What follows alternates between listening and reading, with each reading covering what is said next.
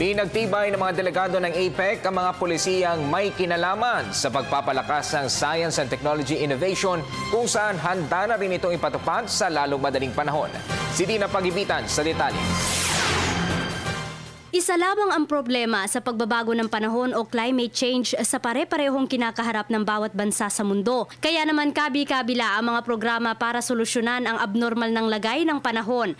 Sa 6th APEC Policy Partnership on Science and Technology and Innovation o PPSTI meeting, tuluyang inadapt ang mga pulisiyang may kinalaman sa pagpapalakas ng Science and Technology Innovation at handa itong iimplementa sa lalong madaling panahon.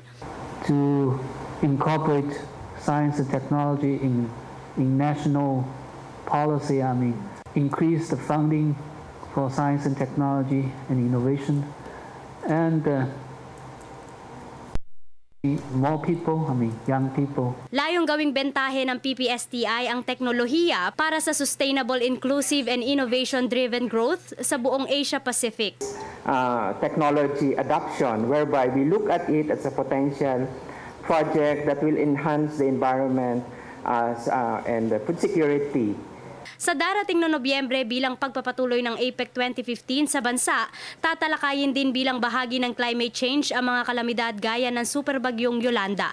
Para sa Telebisyon ng Bayan, ako si Dina Pagibitan.